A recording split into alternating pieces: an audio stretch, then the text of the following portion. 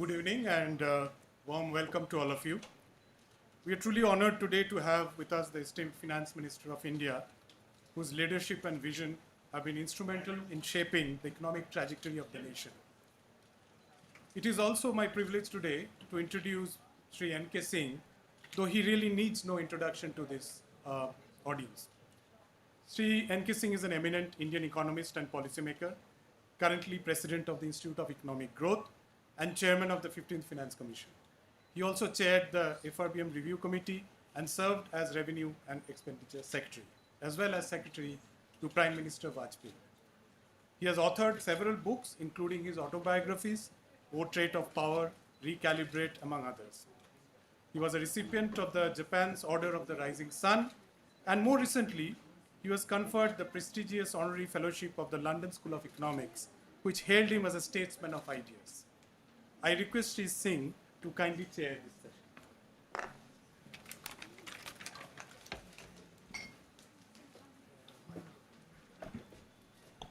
Thank you very much, sir. May I please request Director, sir, to kindly present a token of welcome with a bouquet to Shri N.K. Singh, Sir Ji, Honorable President of IG.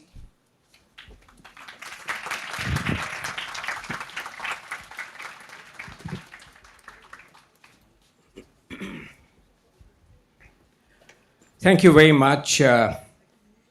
We are all deeply honored, Finance Minister, that notwithstanding this arduous journey which this IG has inflicted on you, we are indeed deeply honored to have you on this somewhat prestigious occasion, the occasion of inaugurating the renovated famous Ramakrishna Hall, which has seen, of course, for 68 years now domain experts interactions of multiple kinds. Also to very kindly having honored Dr. Vijendra Kasturaranga Vardharaja Rao, if I may say that, because that was a name on our lips at that time, as an institution builder, someone who had left the office of the Minister for Education to take over the responsibilities of the Vice Chancellor of the Delhi University, and thereafter, having sacrificed his Vice Chancellorship to head this Institute of Economic Growth, which he created as an autonomous institution. So in agreeing in this infliction, you have honored us in multiple ways. Let me also say, Minister, how much the Institute of Economic Growth is in your deep debt for having chosen us for the training of the officers of the Indian Economic Service, in spite of all the choices which you had. And more recently, of course, for having been the real innovator to the Kautilya Economic Conclave, which in its fourth year seeks to bring together domain experts of multiple kinds. And that we this year expect to have an international presence which will improve based on our experience of the last 4 years. Also, Finance Minister, it's somewhat difficult, if I may say, to introduce you. Because to any literate, and may I add, illiterate audience in India, your name requires no introduction. As they say, you are one of those who has broken 3 glass ceilings. The first glass ceiling, that you are the first woman as India's finance minister. That is the first glass ceiling. The second glass ceiling is that you have presented, unlike anyone, 8 consecutive budgets in one stream. The third glass ceiling, if I may say so, is a somewhat variant of that. Most of your predecessors, not only in India, but if I may say so, anywhere in the world, whenever they are confronted as the head of the Treasury or the Finance Ministry with unexpected crisis, what do? They put the pause button. what did you do? Instead of putting the pause button, you put the panache button. Instead of pause, we accelerated. In your 8 years of budget presentation, look at the far-reaching economic changes which you have brought about in areas like improving India's reach and power in digital technology, in the pipeline of projects, in strengthening the infrastructure, in the cost and the quality of infrastructure, and being able to harness the challenge into an opportunity. Indeed, if we are the world's envy today, that there are few countries in the world which are able to really bring about a symmetry of challenges and opportunities. You have done so, fostering high rates of economic growth, far-reaching structural reforms, and what is most difficult, a symmetry of macro policies, both monetary policies and fiscal policies acting in tandem. Few in your position have given so much of their energy in ensuring that India's fair reputation in seeking overall macroeconomic stability is in no way deterred while seeking very high rates of economic growth. Indeed, these are the glass ceilings, and these are the stereotypes, Finance Minister, which you have broken. In honoring us with your presence today, let me say how deeply honored we are to not only have you, but to wish you every continued success to take India on the path of a Viksit Bharat. Finally, let me say that in the overall theme of today's discussions, which I'm sure the students will reflect, and this is an interactive session between students and you, Finance Minister, we are confronted in a unique moment of seeking some symmetry between security and development. Is it possible to be a self-subsistence, secure economy and yet seek high rates of economic development? What about its economic and fiscal consequences? How do we ensure that development doesn't suffer and yet the security of India remains our paramount challenge? As I look back, Finance Minister, on the literature which existed, I was quite struck that since that is your favorite book, permit me to quote from that. Looking at Kautilya's Ardhashastra, there is a very interesting section in that book which talks about the sovereign Balam. The Balam means strength. Strength not only in the strength of military security, strength and economic strength, strength in terms of diplomacy, and strength in terms of securing the peace and prosperity of its people. Ardhashastra of Kautilya lays down the contours of that, and that is reflected entirely in the concluding sentence of Prime Minister Modi's address to the nation when he alluded that it was on Gautam Buddha Day, popular Gautam Buddha known for his peace, that he addressed the nation to say that the path to peace and security may require the path of might and demonstrating long-abiding commitment to values which are eternal to this country. So thank you, Finance Minister, for sparing your time. I now, with your permission, request that, since this is an interactive session, request some of the students to make their observations, and thereafter, I think 2 of them can make their observations, and thereafter, I request you to make your comment. Is that all right, Minister? Sir, if I may, there's a memento. Oh, yes, of course. I'm sorry. I've been slightly deviant in the chronology of events. Before that, can I have the privilege of presenting to you on this occasion a small memento of that.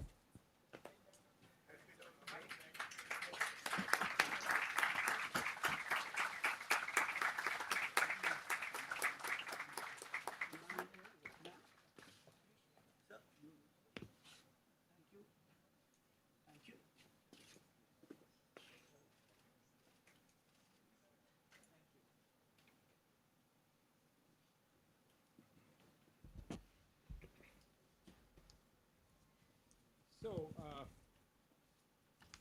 there are 9 colleges and faculty who are present here.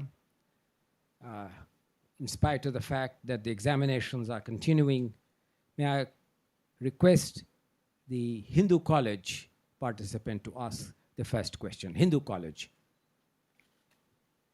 Please mention your name, your college, and ask the question very briefly. Hello.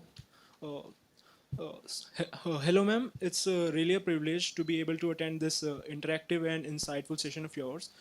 My name is Ansh. I am a first year student of Economics Department of Hindu College.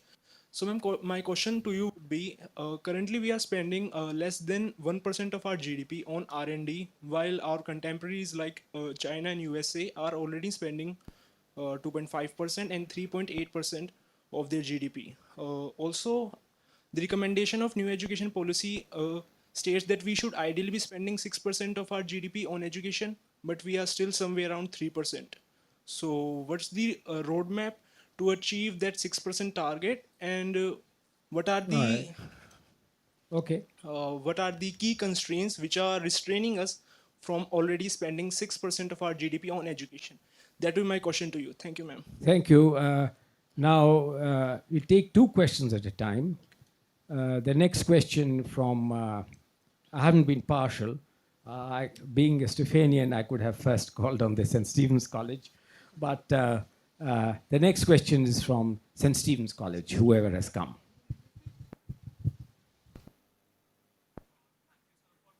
Microphone, please. I'm Sanidhya Gupta from St. Stephen's.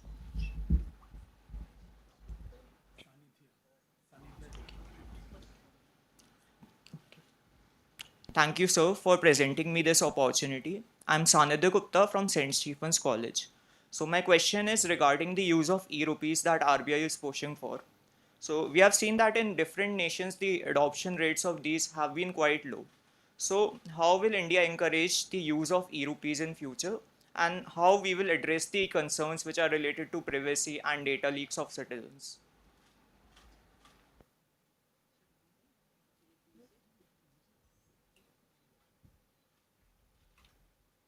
So thank you very much for the presence of all the students, because I understand the exams are still going on, but it's always very invigorating to have conversation with students. I'm sorry, I didn't get the name of the first student from Hindu College. Did you say Ansh? Yes, ma'am. Ansh. Right, okay. See, this is a question which repeatedly we get to be asked, whether it is the Minister for HRD or myself. You're probably aware that education is not just central subject. It's also states which spend on education. And I'm not saying most of the expenditure should be from them. Yes, ideally it should touch 6%, no doubt, but we're gradually increasing it. There is also one element of private participation in education. We find that there's a lot of investment in education, whether it is of primary or higher secondary or even higher education, from the private investments which are coming in. We are encouraging also to have good quality higher education centers all across the country. So it is not just the central government in its budget providing 6%. It's also a question of mobilizing the states and also private investments, for which policy framework will have to be friendly, regulations will have to be fairly relaxed so that there is a lot of autonomy for educational institutions. And above all, quality teachers will have to be available at every level. So money is one thing, but to bring in the support mechanisms to make sure that the environment is created for greater good quality education, because it's not just exam driven outcome that you have to look at, but teaching learning experience, for which there's got to be a lot of emphasis. And also now, I think gradually your concerns are also to be ready for a job market. Even that is bringing in newer dimensions which are not incorporated in our scheme of things at the moment. But the new education policy gives you that opening. So I think with all this, we will probably have better allocations made and quality outcomes derived out of it. The second question from Stevens College.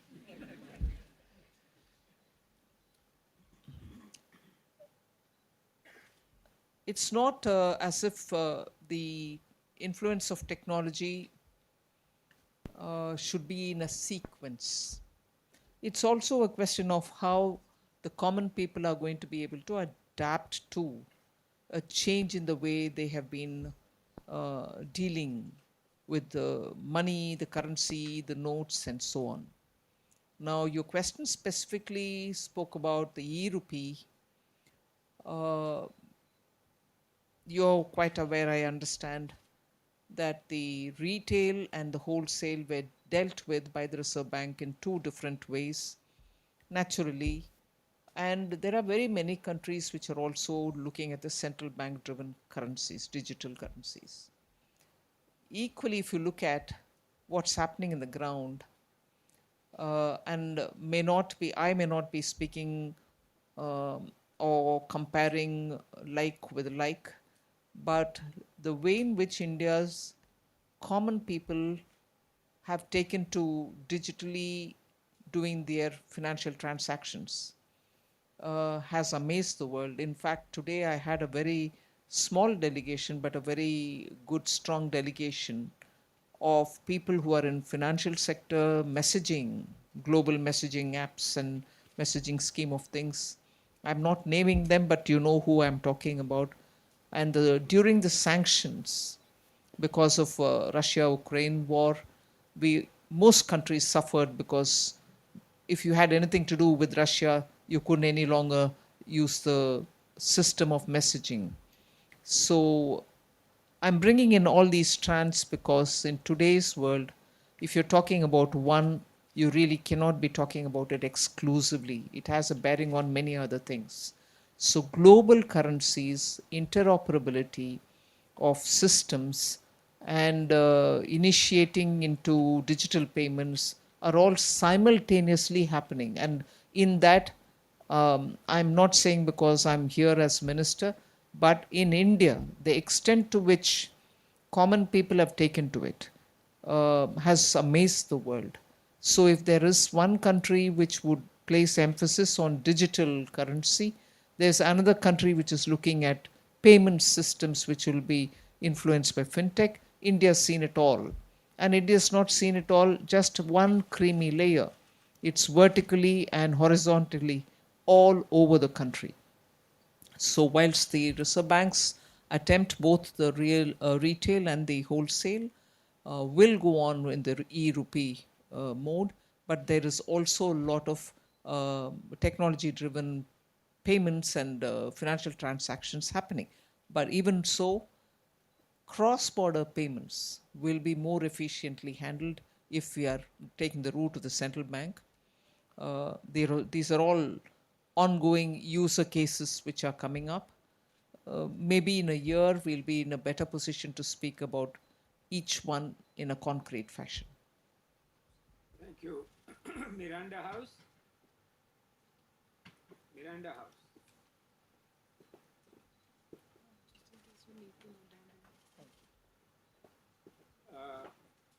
Hansraj College, Miranda House. Please go ahead. Good evening, ma'am. First of all, it's a privilege to be here with you. I'm Neha Timms, a first-year economics student at Miranda House. My question is, with climate change posing increasing threats to economic growth and national security, how does the ministry plan to finance climate security risk to ensure both sustainable development and national security? Thank you.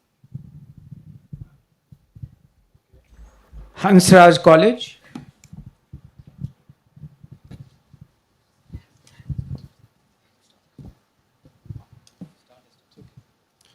Good evening, ma'am. I am Shri JS from first year economics student from Hansraj College.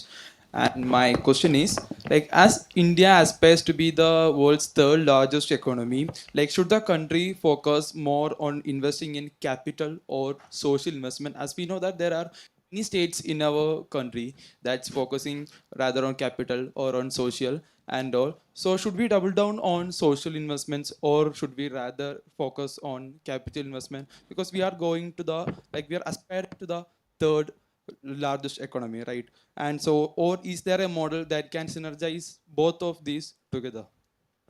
Thank you, ma'am. Okay. Um, we had Miranda House, was it? Yes. Asking me on climate change and financing of climate. You know, a year ago or even 2 years ago, a reply for a question of this nature would have been simpler, although the resources would have been a challenge. Today, talking about climate change and how any country is going to finance its climate targets which have to be met, which are nationally determined, the answer is going to be very different. The issue is the same. If anything, its magnitude is becoming larger. But the solutions that countries will have to offer would have been one thing 2 years ago. And today, I think again, I repeat, we are at a different stage. The answer is different. Why is it? The problem remains the same or it's aggravated, but the answer becomes different now. Because till recently, there was a great expectation that the much talked about funding for climate resilient activities, whether it is mitigation, whether it is adoption, we're all on the language of we have to do it, we'll have to move towards renewable, there will have to be a transitional arrangement, and we'll have to cut down on emissions. But today, with the issues remaining the same, many countries, having understood the true cost of having to move from fossil fuel to renewable, are just asking themselves this question whether it is possible by them. Because if you look at counting your emissions per capita, you have a different arrangement. If you look at emissions which have been told to you, saying you have to reach this level, you just are not sure which way to go. Equally, when there was this arrangement for a transitional model, and in the transition period, there would be some kind of an affordable transitional energy which is less polluting.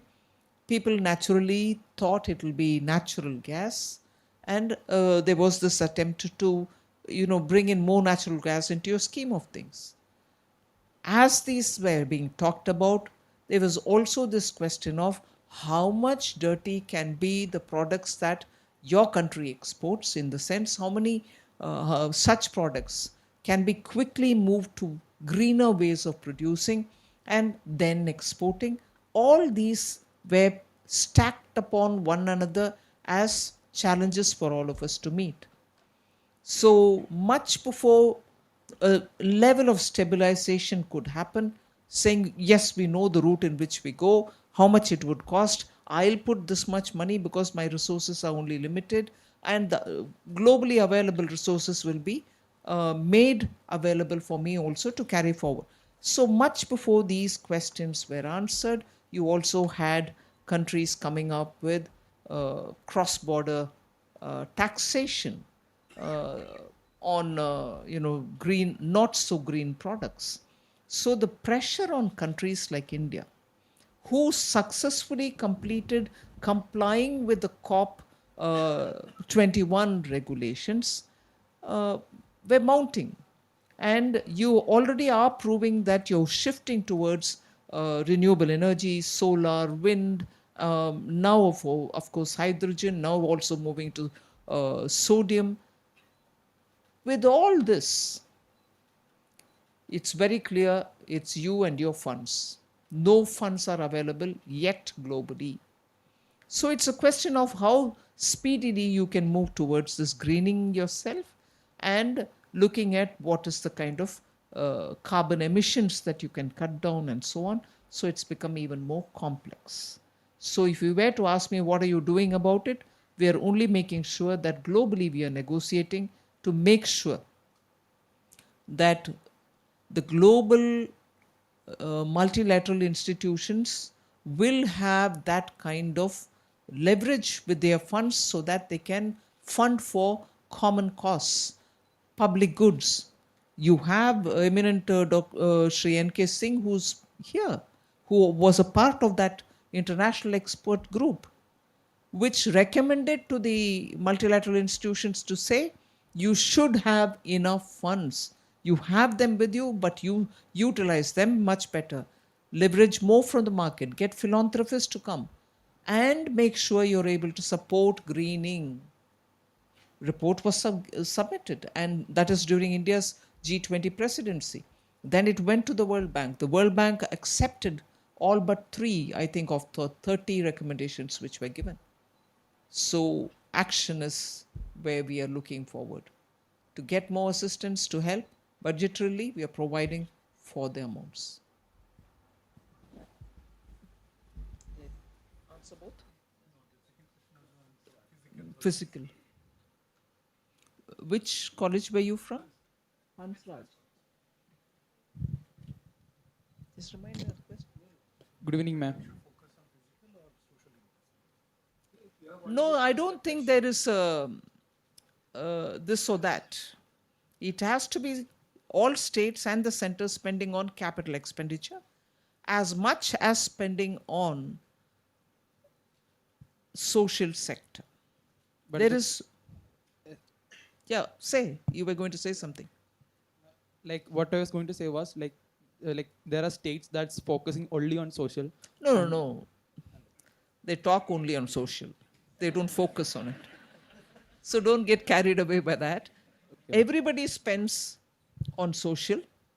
At least post-COVID, everybody is made to spend on capital also. Why am I saying that? Because no finance commission, even N.K. Singh did not recommend, give states 50 years of interest-free money. Prime Minister Modi is giving it. 50 years of interest-free amount every year since after 2020, 2021. Every state gets, per the formula given by Finance Commission, so much percentage for you, so much more for you, and so on. So please sit down.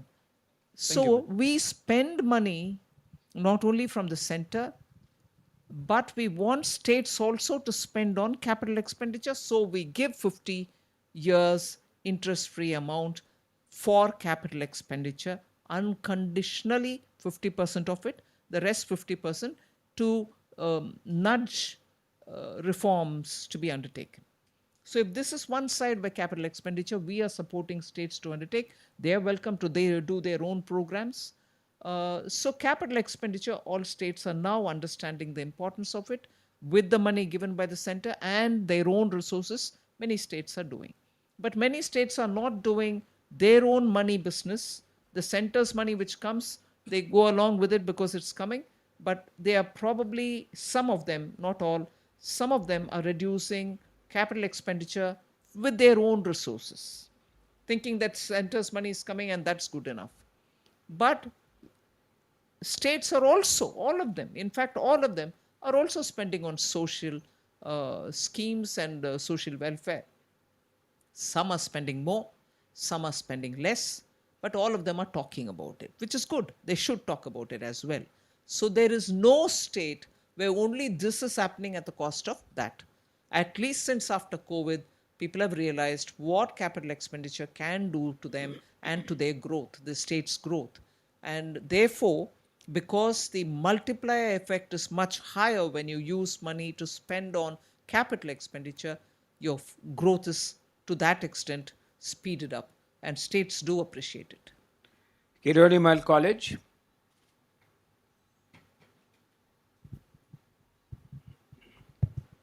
Good evening, ma'am. My name is Kushagra Sinha, and I'm from Kirorimal College. So my question is, with reference to the recent announcement made at the Niti Aayog Governing Council meeting that India has overtaken Japan in terms of overall GDP.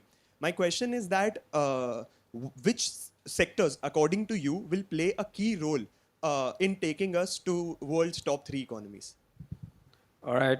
Next one, Department of Business Economics, Delhi University South Campus.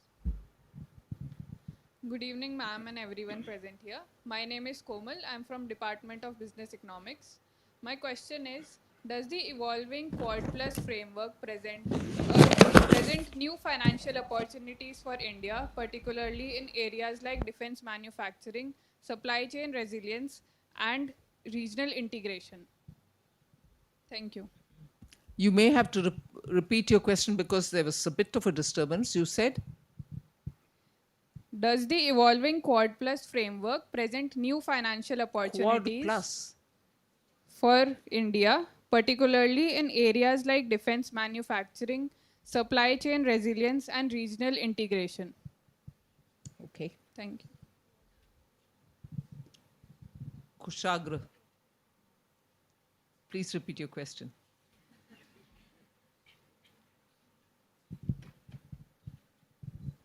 Yeah, ma'am, my question was with reference to the recent announcement made at the Niti Aayog. Yeah. Right.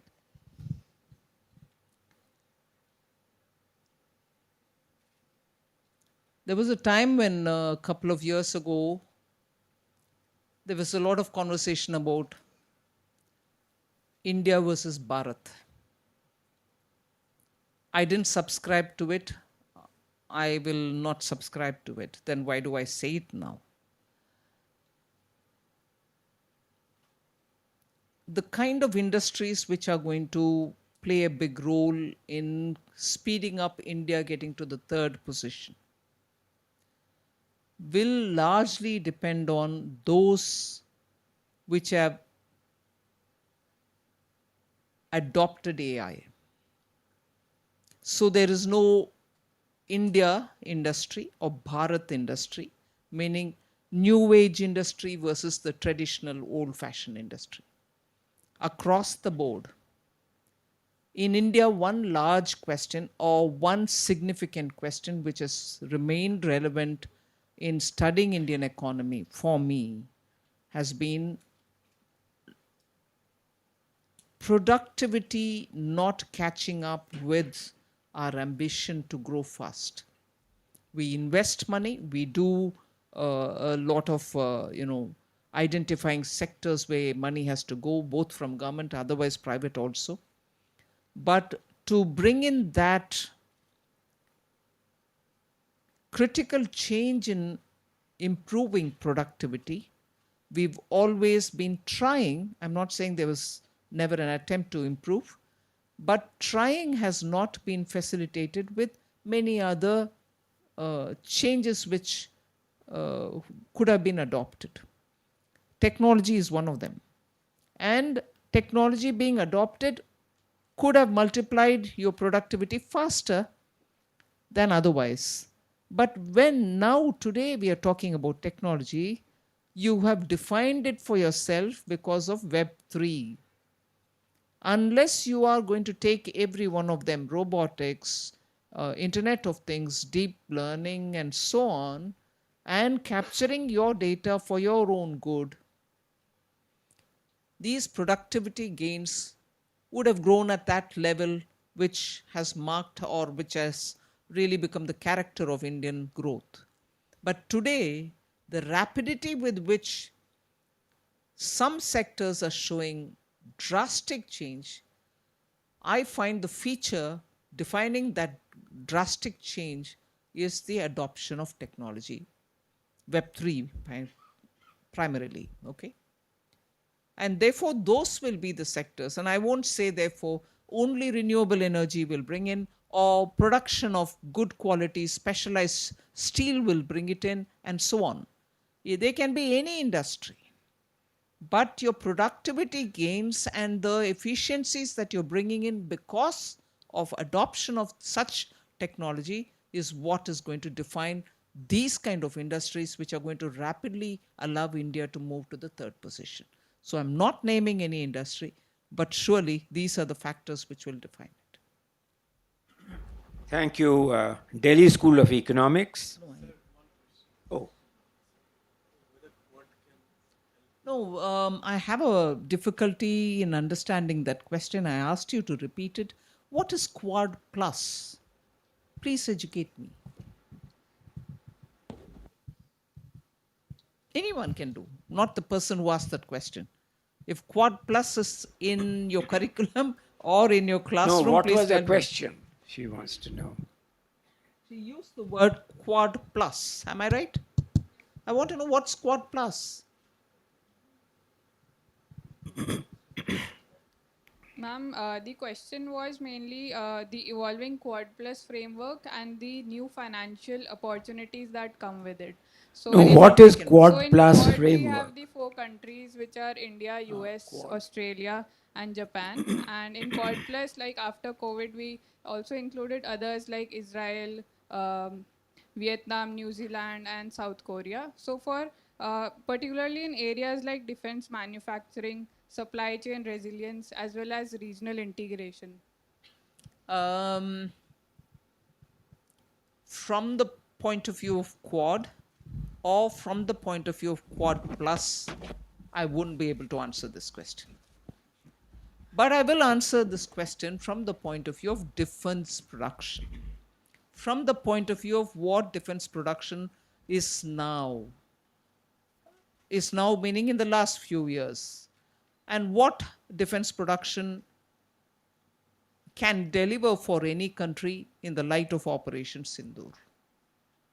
I'll try to answer that, but I'm still not able to relate it to Quad Plus. Sorry about that. Defense production. Just imagine for an India which only depended on imported defense equipments, big ticket or small, or just ammunitions, or even just bulletproof jackets. From that stage to where we are today, most of what is being used by the defense personnel are made in India. I'm not saying we don't import at all. Rafale has been imported, S-400 has been imported, missiles are getting imported, but we also produce our own missiles. We produce our own missiles completely indigenously in some cases, and some with patents taken from elsewhere. BrahMos is a classic example of what Russia-India cooperation has given us. So, today's defense production, therefore, still has a component of import, but largely you're producing that which you need for your precision operations. But your precision operations also include equipments from elsewhere. In other words, your systems in defense today are able to integrate equipments coming in from elsewhere. They can talk to our operational systems, and our operational systems are capable of functioning on their own. And between the three forces, Air Force, Army, and Navy, there is that interoperability. So systems are talking to each other between the three. There was a time when you bought an equipment, it would be strictly for one of the forces, and only they can deal with it. Even now they deal with it. Only they deal with it. But they deal with it in coordination with the other two as well. So the effectiveness of your operation is there for anyone to map. Oh yeah, really? It didn't wait for us to claim. So your defense production today, and I read 2 days ago an article where a defense expert writes about how the United States probably will have to now recast its defense production in the light of what has happened in India-Pakistan clashes. It's not a random paying a courtesy, congratulatory message for India. It's our Operation Sindoor has brought in so many different aspects of India's defense production strategy. Not just production and getting the product out, but how the defense forces integrated them into their scheme of things and didn't have a problem using an equipment bought from somewhere, let's say Israel, with the equipments with which you are using it. The mastery in technology integration across the three forces is something which is there for experts, defense experts to study. This scale and this extent to which our defense process have proved that in 21st century warfare, here's a country which has done something which no other country has done. In the field of operation, you're testing your equipments, as it were. You're not really testing, but you've shown it in actual warfare. Amazing. I can go on talking about this, but this is singularly a big contribution to warfare, to technology, to indigenization, and a great integration of India's defense forces, standing out not as a big conventional army, which is what we are known for, but which is now not even crossing borders physically, but using its technology to hit deep into our enemy territories. Singular achievement. Thank you. Given paucity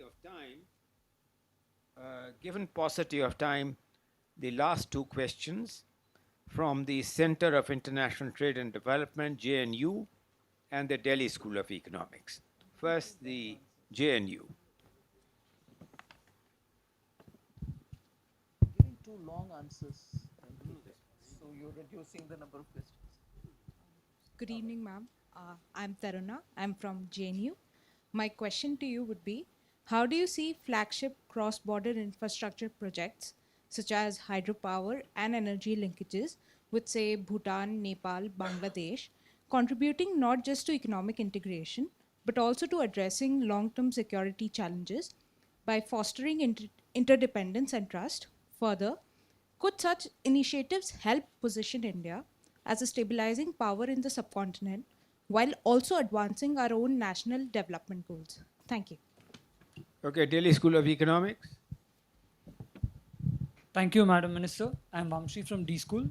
My question is, as in with something like a pandemic or AI or border tension, when so much uncertainty is involved, how do policymakers do factor in all these kind of things when making policies that still continue to put us on a forward trajectory?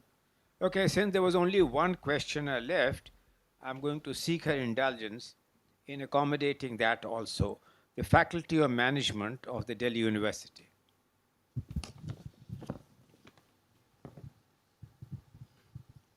Good evening, ma'am. I am Mayank Modi and I am from Faculty of Management Studies. My question to you is that despite the success of UPI worldwide, there still exists a digital divide in rural areas in terms of limited infrastructures and low financial literacy. So, we know some initiatives like UPI 123 Pay, etc. But what are some other initiatives being planned by the government, and what is the vision for the future to bridge this digital divide? Thank you. The first question about holding projects in our neighboring countries is a very important one. The question is important, that activity for our country is important. So it's always helped India to have greater understanding of our neighboring countries and their requirements, be it hydropower projects in Nepal or in Bhutan. Bhutan, it's also a question of how we are integrating the economy, how we stand by them for many of their projects, digitization, for instance, and also their infrastructure related activity. So with Bangladesh, so with Maldives, and so on. So these are very important activities for a government. We've continued that momentum. In fact, we have improved on it. and not just for these countries, others in the BIMSTEC also. So whether it is waterways, inland waterways, whether it is building their telecom network, whether taking RuPay card there or building their small islands. Also in Sri Lanka, for instance, providing housing for the hill tea Tamil workers. So we are continuing that, and I think it really gives India a very good friendship and also goodwill in the country. Governments may come, governments may go, but the people hold India with a great deal of respect for continuously supporting. For instance, even in Afghanistan, for instance, we built their secretariat, we built some dams for them and so on. So very important activity for any country and particularly for India, and we are continuing with it. The question from Delhi School of Economics. Yes, policy making with pandemic-like situations or any such future emergencies. We didn't have a template when COVID set in.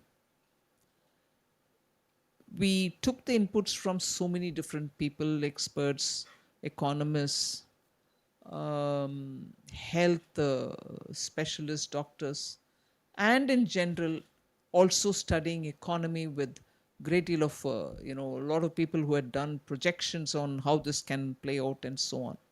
So every day, meeting up via video conferencing, so many different people and taking their inputs.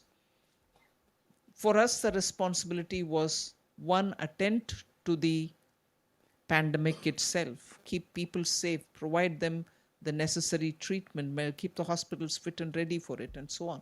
But equally at that time, the reforms, systemic reforms that we were to undertake, we didn't want that at time to be only focusing on healthcare, but took it as a challenge to bring in a lot of steps even at that time. So our approach has been handle both, but the learning from that time has been that the country will have to now be prepared for any future pandemic. God forbid, I don't wish we have one more such situation, but institutions will have to be readied for them. Not just hospital, not just disaster management teams, but every state, every institution, be it schools or colleges, be it firefighting unit, every institution has been given good, clear understanding of how we handle such emergencies. And budgetary provisions are also being made for all that. The third one was from management. What was the question there? Digital divide. Yes, ma'am, it was about digital divide. I don't feel comfortable with this terminology because I think today taking the fiber optics to the villages. Earlier it used to be take it to the village. Then after 2015-16, it was take it to the Panchayat Bhavan of that village. Today it actually goes to the hospital, the primary health care center, or to the school. And as much as I know, I didn't ask the details before coming here, we have over 760 districts, I think. In every district, optical fiber has already reached. Schools are being provided access to them on priority. And you would know when the lockdown happened, we asked Doordarshan because we were very sure that many places would not have internet connection. We said, Doordarshan, run that many number of channels for regional language also. For every class, you do a session. If I know right, 22 new channels were brought in. So in order that what the digital access couldn't do, we at least support it through the television Doordarshan network. Doordarshan because you don't pay for it. But since after COVID, even that divide which was perceived and which was rightly perceived has been almost bridged. So digital access is there today in most of the districts. But how effectively is the power supply there is something which we'll have to coordinate with the states. Today, India is a power surplus country in terms of production. You still have some states where the grid connection is not so strong, but with the GCCs coming, we are not being contented saying, oh, we are power surplus producers, but we are also making provision for small modular nuclear reactors so that we will be able to produce sustained base energy. Because renewable can come during the day, renewable is yet to find its storage systems, but modular nuclear can always give us that strength in the base energy.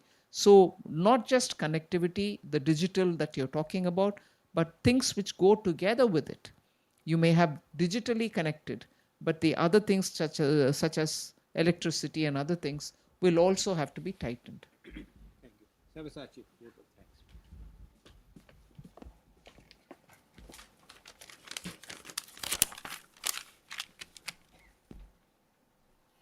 So it is my privilege to deliver the vote of thanks at this distinguished gathering today. First and foremost, I would like to express our deepest gratitude to the Honorable Finance Minister for gracing us with her presence as the chief guest. Ma'am, your participation has truly elevated this occasion and your insights will stay with us. I'd also like to extend my thanks to Shri N.K. Singh, President of IEG Society, for his enduring support and visionary leadership to IEG. I'm grateful to Professor Ramesh Chand and Professor Chetan Ghate, whose past leadership has laid the groundwork for today's event. To our esteemed guests, including members of the Board of Trustees and Board of Governors, thank you for your presence and continued encouragement. A special thanks to principals, faculty, and the enthusiastic students from Delhi University and JNU. Your participation has truly enriched this event. Another special thanks to Ms. Kiran Pasricha for very valuable advice and the President's and the Director's Office for their tremendous effort in putting together this program. Finally, a sincere thank you to the IG staff and faculty. Your dedication and behind-the-scenes efforts have made this event possible. On behalf of the Institute, I thank all of you once again for your presence. Thank you.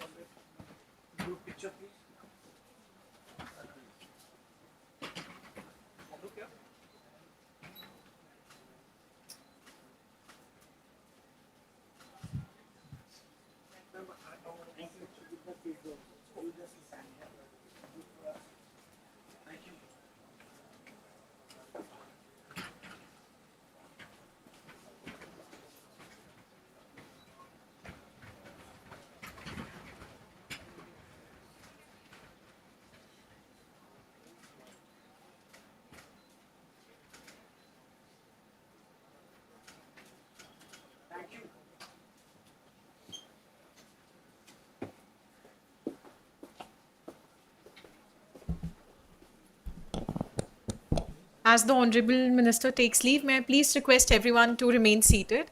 We'll shortly announce for the dignitaries and our respected IG faculty to proceed for high tea in short 5 to 10 minutes. Or maybe earlier, we're really waiting for a queue for when we can leave the hall. This will happen once the dignitaries leave.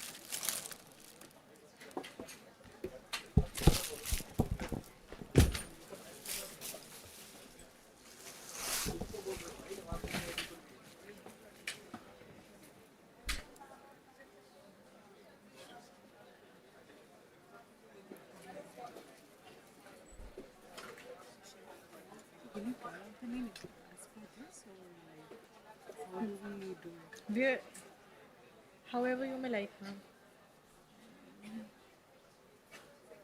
Or we call on the coordinators.